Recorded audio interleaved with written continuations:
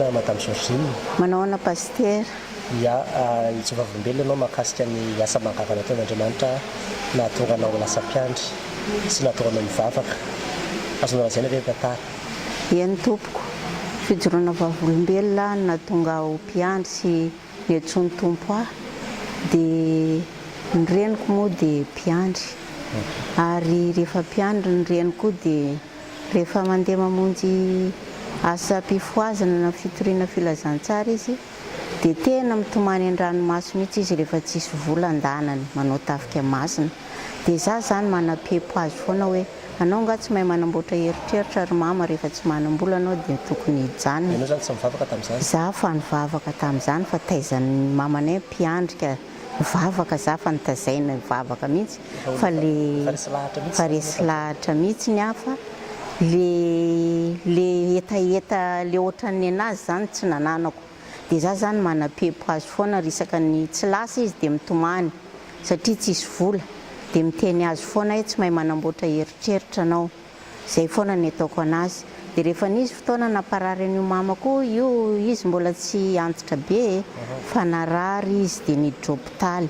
Dia rehefa niditra hôpitaly izy dia tsisy hevitra intsony izy ny dokotera fa alefa any Majungana ireo.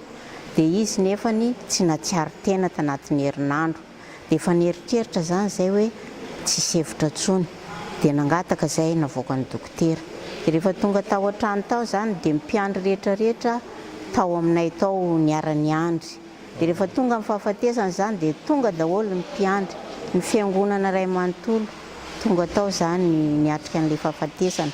Ndroa andro ny reto-toro tamin'izany dia tena feno n'olona tena feno. Dia izaho zany rehefa maty ny mamako iny dia ohatrany misy hafaliana be zany tao anatiko tao. Dia izaho zany mieritreritra hoe faleo anazy ve zany ohatrany hoe maty izy dia faly aho. Iny foana zany anontaniako an'Andriamanitra hoe fa maninona manao an'izany. Fa ohatrany hoe misy zavatra tsara reny zany no fifaliana tao anatiko tao. Dia izay foana no nataoko. Dia rehefa nandeha nalevina izy dia maty izy. Dia rehefa nandeha nalevina izy zany dia teo aho zany vao tena hoe tonga tamiko le zavatra nahatonga azy nalahelo rehefa tsy manao ny asan'Andriamanitra. Dia nanomboka tamin'iny aho zany dia nirotsaka nianatra sefaly, nanao mpiandry aho.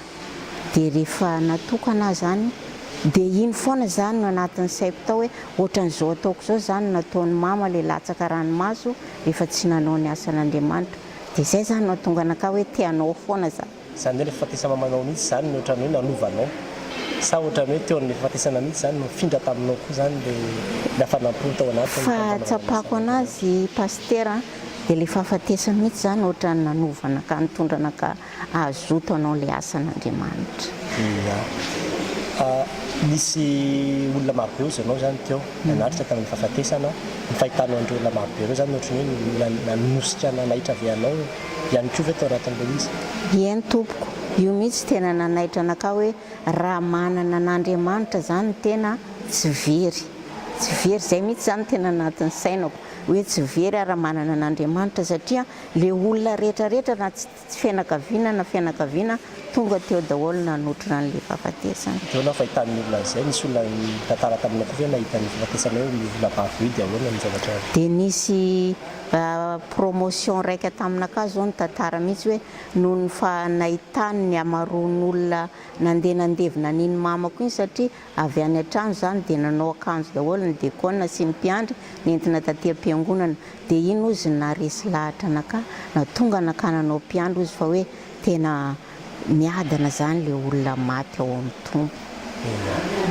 Zava-dehibe izay satria ilay fiadanam-po zany izay no tafiditra tao anatinao.